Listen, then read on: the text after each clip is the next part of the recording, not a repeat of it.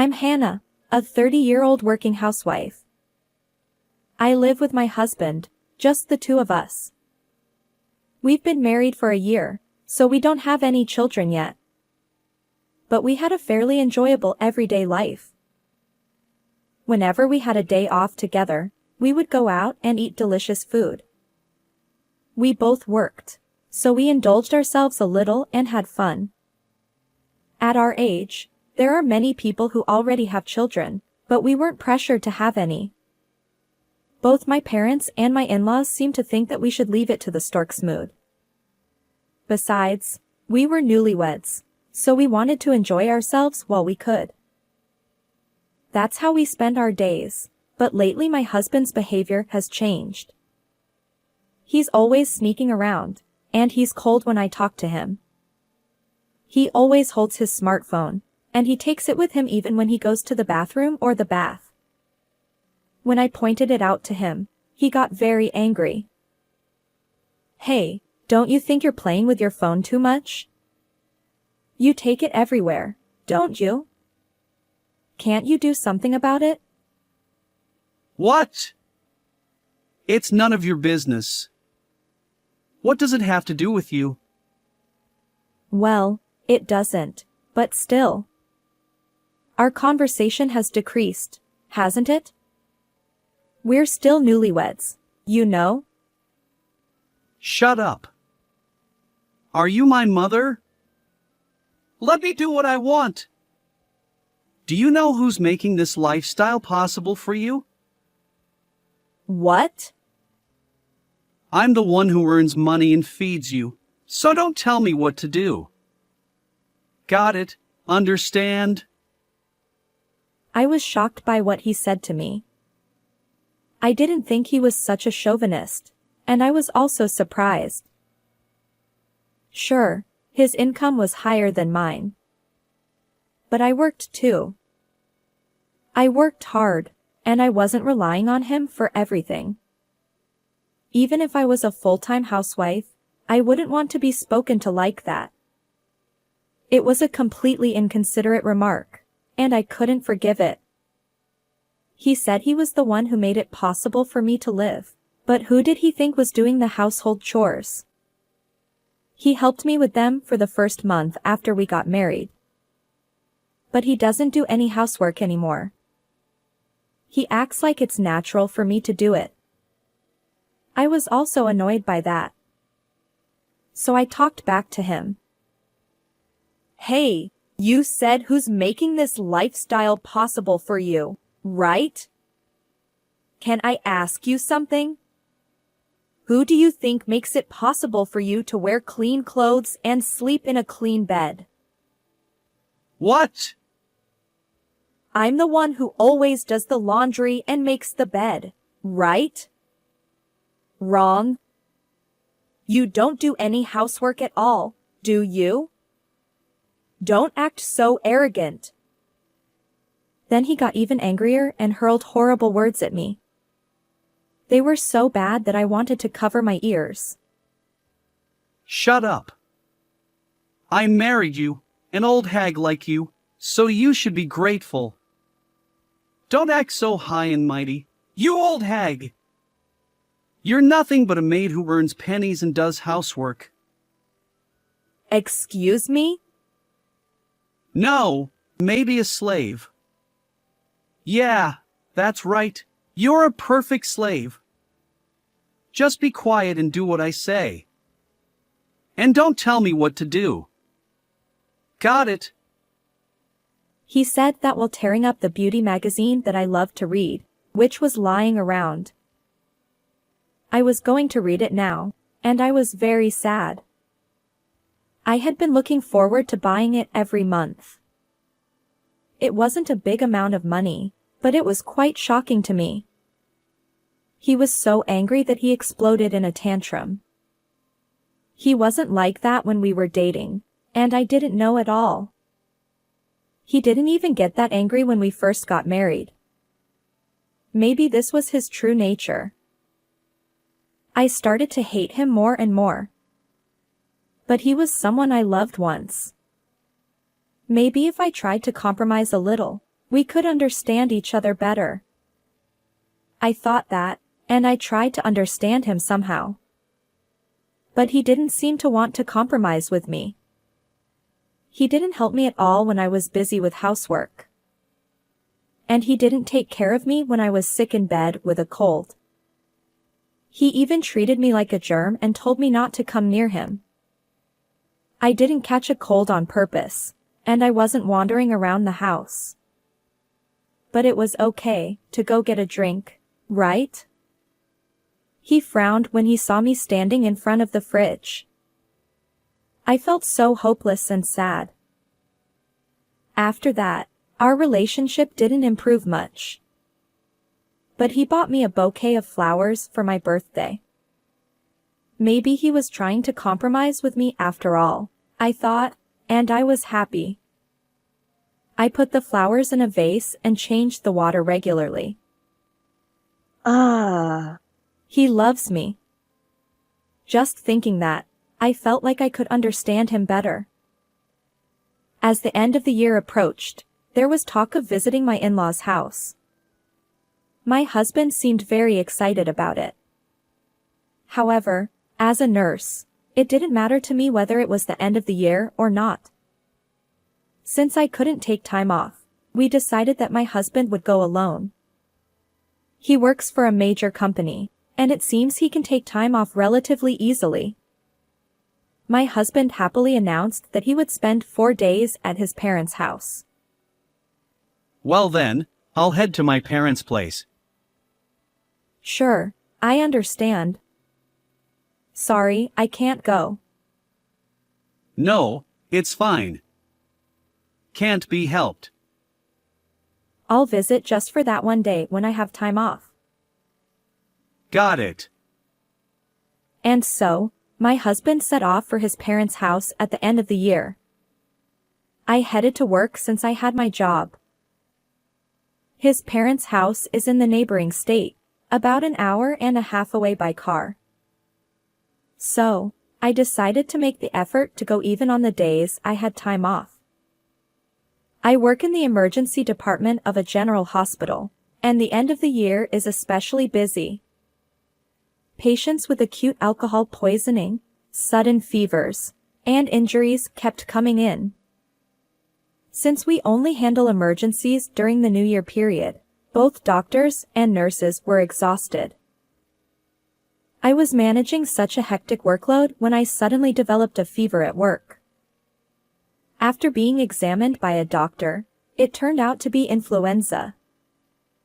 Feeling terrible and not wanting to risk spreading it to other staff or patients, I was told to go home. Even though it was my night shift, I felt apologetic. Thinking that luck wasn't on my side, I decided to head home. Well, my body was exhausted, so I planned to rest and sleep. And so, I finally arrived home. I unlocked the door with a click and stepped inside. That's when I heard the sound of the shower. Our house has a bathroom right near the entrance.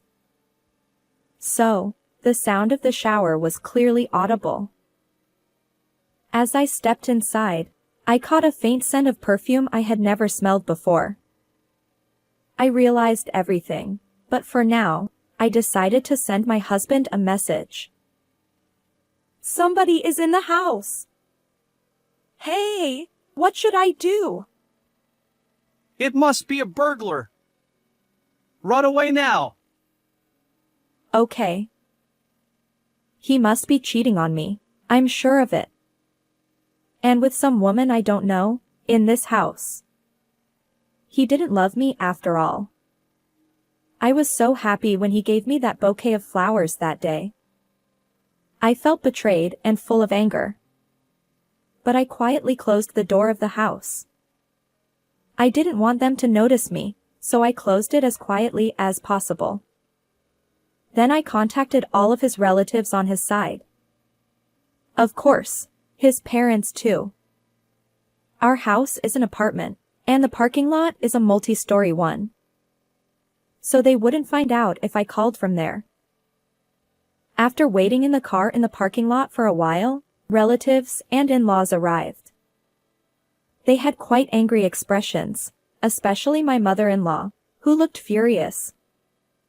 And when I gently opened the door again, my mother-in-law burst into the bathroom. What are you doing? Oh no! Eek! It seemed that my husband and his young affair partner were playing in the bubble bath. Perhaps they had already showered. Even in the bathroom, my husband was holding his phone, but he dropped it into the foamy water. He must have been recording something scandalous. You've really gone and cheated on me, you scoundrel. Wait, listen! It's not what you think. It's not exactly cheating. What's different? Doing something like this with a woman I don't even know. No matter how you explain it, it's still cheating, isn't it? My husband looked like he was about to cry as he glanced at me. Even the affair partner, tears in her eyes, looked up at me. I absolutely couldn't forgive these two. So, I took out my phone and played back the recording. The truth is, when I entered the house earlier, I had recorded their scandalous conversation. This is undeniable evidence of the affair. This conversation definitely sounds scandalous, doesn't it? How are you going to explain it? Well, you see, it wasn't serious, just fooling around. My husband's foolish explanation set off my mother-in-law's anger. And she yelled at them like crazy. What do you mean it's not cheating? Don't you feel sorry for Hannah? I didn't know you were such a fool. The quiet father-in-law was also angry and scolded his son. He was very gentle, but I was surprised to see him so angry. And the relatives around them also started to blame them. The husband was cowering in a shameful state. The mistress had already started crying. You said you had something urgent to do today and left, but you were doing this. You did this to have fun cheating. Well, You're no longer my son or anything. You're a stranger from today. what? The husband looked very shocked. It was natural, since he was disowned by his own parents. But it was his fault for doing such a thing. He was certainly wrong. One of the relatives was a very scary uncle, and he cursed the husband a lot. The husband was afraid of him and started crying. He was pathetic for a man. Please, don't blame me so much. I'm sorry. Me too. Please forgive me. No, I won't forgive you. I will claim damages from you. What? Damage. Wait, please. I don't want that. Huh? You committed adultery, so you have to pay. If you didn't want to face legal action, you shouldn't have done such a thing in the first place. The cheating partner cried more and her eyes turned red. She would probably have swollen eyes tomorrow. The husband sobbed with a runny nose. I thought he was disgusting. I had no love left for this husband. All I had was hatred. I would never forgive this husband. So I decided to go to a lawyer's office on my day off. For now, I wanted to kick them out of the house, so I packed their belongings. I stuffed the husband's belongings into a Boston bag and threw it outside. I also threw out the cheating partner's expensive-looking bag.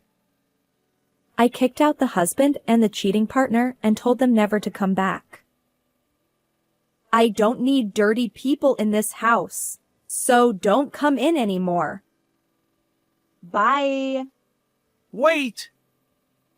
Please let me in. Shut up. Be quiet. Oh. The in-laws and relatives left by car. The husband and his lover were having a lover's quarrel outside. They were arguing about who invited whom today. Listening to them, I thought they were idiots. They were so noisy that they might bother the people in the other rooms, so I called the police. The husband and his lover were warned and dispersed. That day, of course, the husband didn't come back. He probably went to some business hotel or somewhere. I didn't feel lonely or anything. I felt refreshed. More than that, I had a fever and felt terrible. When I was yelling at my husband, I had forgotten that I had a fever, but I remembered it. I felt drained, so I changed my clothes and collapsed on the bed as soon as I got there. There were some emergency retort foods and drinks in the house. I thought I could manage without anyone. But what on earth was my husband thinking? He said he was going back to his parents' house, but he lied and came back home to cheat on me. I was really disgusted. He knew I was working the night shift and he targeted me that day. How much did he look down on me? I told the relatives and in-laws that I had the flu. I felt sorry for them if I had infected them because I was there. But I didn't hear from them for 2 days, so they must have been fine. But on the 3rd day after I kicked out my husband, he contacted me. He said he had a fever and felt terrible. He must have caught the flu. I wore a mask and stuff, but I must have infected him somehow. And his lover was also delirious with fever. They had a fight, but they were staying at the same business hotel. They both couldn't move and asked me to help them. Despite feeling bad too, what were they talking about? Genesis and I have a high fever and are delirious. Please come and take care of us. I'm sick with the flu too, so no way. Besides, what are you saying after cheating on me? Don't say that. You're a nurse, right? You're so cold. Did you think I would do anything for you because I'm a nurse? I'm a human being too. I don't want to take care of you. Do whatever you want. So you're saying it's okay if I die? Yes, go ahead and die. I don't care, and besides, you won't die so easily. You have thick skin, don't you? How could you? Oh, by the way. I'll go to the lawyer's office when I get better. I have a day off on Monday. Maybe I'll be fine by then, right? Hey, are you serious about asking for compensation? I can't pay that. I gave a lot of money to Genesis. I don't care. You gave it to her willingly, right? I'll make you pay even if you have to borrow money.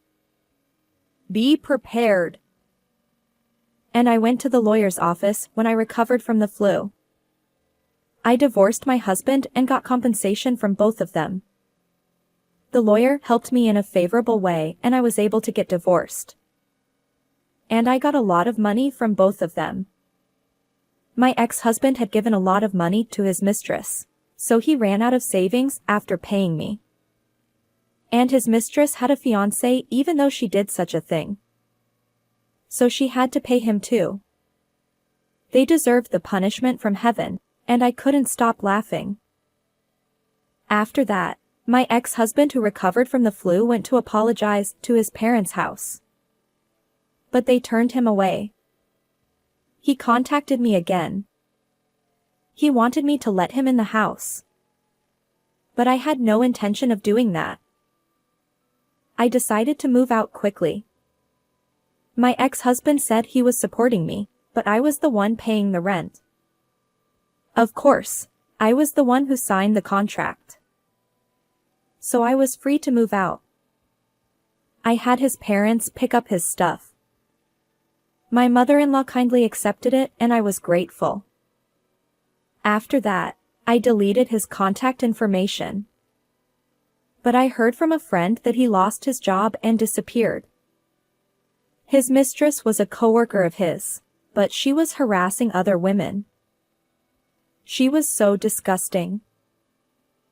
Now, I live comfortably in a different apartment. I'm busy with work, but I'm happy and have no problems.